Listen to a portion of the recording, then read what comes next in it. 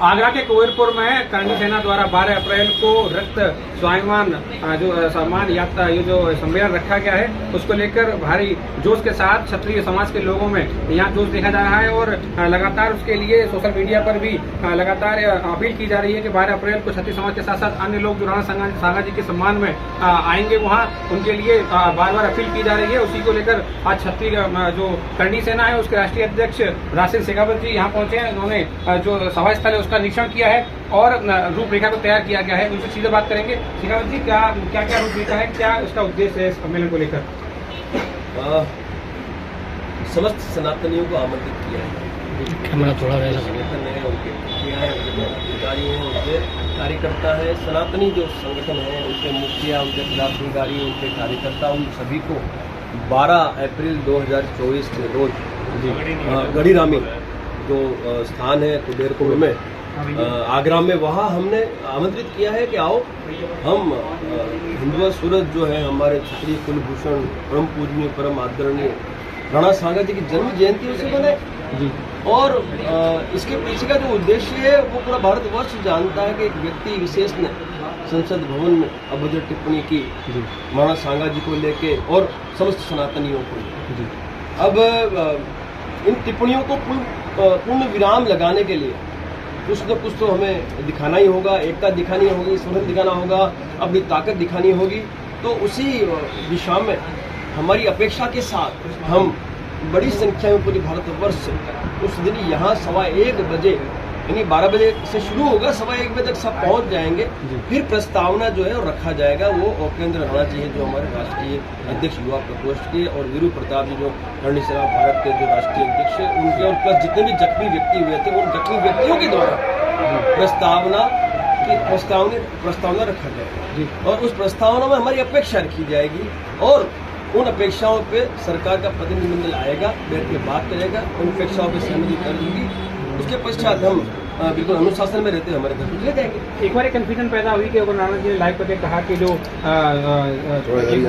12 तारीख को जो सम्मेलन हो रहा है उसको निरस्त किया जा रहा है किसी कारणों से, लेकिन अब दोबारा से फिर एक बार हुआ। ऐसा है कुछ परिस्थितियों का निर्माण हुआ था, इसके चलते वो मेरा जो योद्धा है, जो युवा प्रकोष्ठ का मेरा राष्ट्रीय अध्यक्ष है, उनके हाथों उत्साहित हो गया था। लेकिन ठीक है, उसके बाद उनसे बात हुई, चर्चा हुई और सारी परिस्थितियों को उन्होंने समझा। और दूसरे दिन आपने देखा कि उन्होंने अपनी बात को वापस लिया और जो कार्यक्रम है वो बिल्कुल जो तयशुदा तारीख थी, समय थी, उसके आधार पर होने जा रहा। मैं खुद यहाँ उपस्थित, मैंने निरीक्षण किया है। कभी प्रवेश कहाँ से होगा, निकास कहाँ से होगा, कोई अव्यवस्था नहीं हुई। कार्यकर्ता हमारे रहेंगे, 500 कार्यकर्ता हम लगाएंगे ताकि प्रशासन को भी थोड़ा सा आसान रहे व्यवस्था को संभालने में। तो सारी बातें हो चुकी है, सारी व्यवस्थाएं हो चुकी है और 12 तारीख बिल्कुल नजदीक है। तो आपके माध्यम से हम तो कहेंगे कि समस्त सनातनी इस भारतवर्ष की सभी को गद्दार कहा है, सिर्फ और सिर्फ राणा सांगा नहीं, राणा सांगा को मानने वाले समस्त सनातनियों को गद्दार कहा गया है। तो भविष्य में ऐसी अभद्र टिप्पणियां रोकी जा सके। हमारे महाराणा जो हमारे महापुरुष हैं, हमारे देवी देवता हैं, हमारे जो धार्मिक ग्रंथ हैं, उन पर जो अभद्र टिप्पणियां हैं उसे रोकना अनिवार्य हो गया, उन पर अलविराम लगना अनिवार्य हो गया है। उसी दिशा में ये हमारा कदम है। और आपने देखा तो घर में घुस के जवाब दिए बिना कोई समझता नहीं। इसीलिए करणी सेना ने, क्षत्रिय करणी सेना के पदाधिकारी, करणी सेना भारत के पदाधिकारी, इन सभी ने मिलकर उस दिन अपनी एकता का और अपनी बात को मनवाने के लिए अपना मूवमेंट किया। और उस दिन से लेके आज तक सारी घोषणाएं जो है वो घोषणाएं होती आई है और उस दिशा में कार्य भी हुआ है।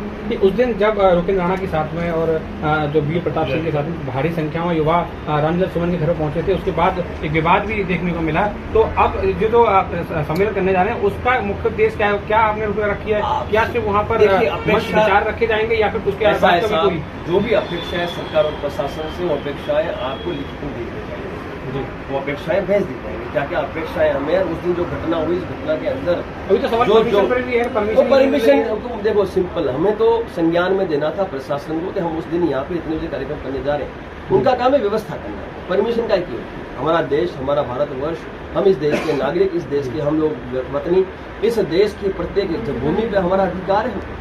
ठीक है, ये हमारी जगह है, हमारी संपत्ति है। हमारी संपत्ति पे यदि हम हमारे महाराणा सांगा जी का जन्म जयंती का उत्सव मनाएं तो किसी को आपत्ति नहीं होनी चाहिए। और मैं कह रहा हूँ आपसे, सरकार से हमें आशा है, प्रशासन से आशा है कि हमें परमिशन दे देंगे, और नहीं भी देते हैं तो कार्यक्रम में से रहा सब। तो उस दिन अब कितनी गिरफ्तारियां करेंगे? कितनी गिरफ्तारियां करेंगे मुझे बताइए। उस दिन लाखों MS ठाकुर के लोग यहाँ पहुंचे, कितनी गिरफ्तारियां?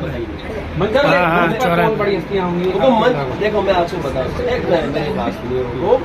ये जो मंच है ना, ये जो मंच है, ये मंच है महापुरुषों के लिए, देवी देवताओं के लिए। हमारा जो आयोजन होता है उसमें मंच नहीं होता, लेकिन जो हमारे आगेवान हैं, हमारे जो सनातन धर्म के जितने भी आगेवान है, संगठन के आगेवान है, उनके लिए व्यवस्थाएं बैठने की जाएगी। जिस तरह से आम जनता हमारी बैठेगी, उसी तरह से हमारे जो आगेवान, मैं खुद और मेरे जितने भी आगेवान हैं, वो सभी उसी तरह से वो जो व्यवस्था है उसका लाभ लेंगे, और जिनको समय दिया जाएगा वो अपनी अपनी बात मंच पे आके रखता जाएगा।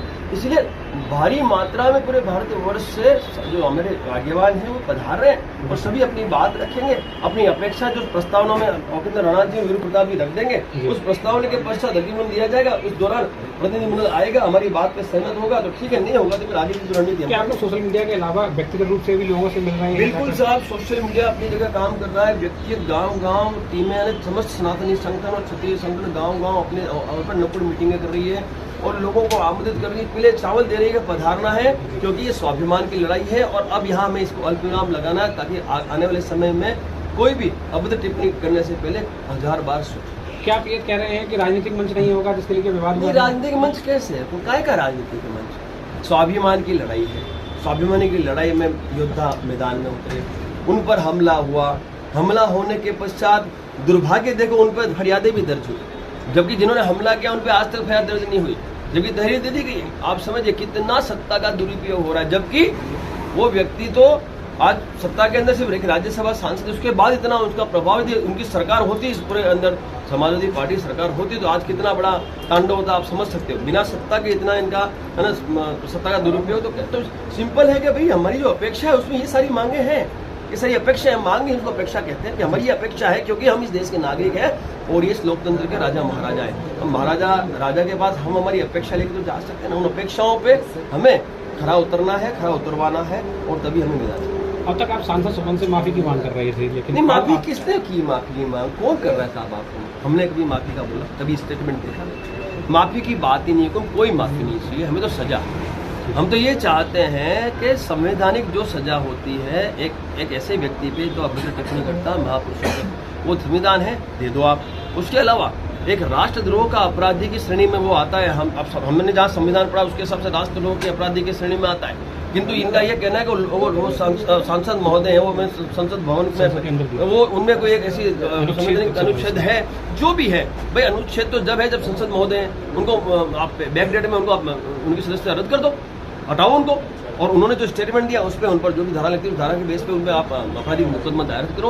और आप समझिए वो तो ठीक है, जब जो हमला हुआ बच्चों पे उसमें भी उनके पिताजी जो हैं, जो ये क्या नाम, रणजीत सुमन, उनके पिताजी का भी उसके अंदर हमने उल्लेख किया तहरीर में, क्योंकि उनके द्वारा ही इंस्ट्रक्शन दिए तब जाके हमला हुआ है उन पर। ये हमारे पास है ना, हमारे पास ये जानकारी है, तो उस बेस पे हमने दिया है। अब हमारा कंसर्न सीधा है कि यदि अपराधी है, इतना बड़ा हमला करवाया है और जान से मारने की कोशिश थी पूरी एक तरह से, तो साहब जब अपराधी के घर हैं उस पर बुलडोजर चले हैं यहाँ पे भूतकाल में, तो अब आपत्ति क्या है? बुलडोजर चलाओ उनके घर पे, भाई चलने चाहिए ना। तो ये हमारी सब अपेक्षा है। आपकी अपेक्षा है? शेर सिंह राणा आ रहे हैं? हाँ सर, क्यों नहीं आएंगे? शेर सिंह जी क्यों नहीं आएंगे? शेर सिंह जी आएंगे, और भी जितने भी सामाजिक संगठन हैं।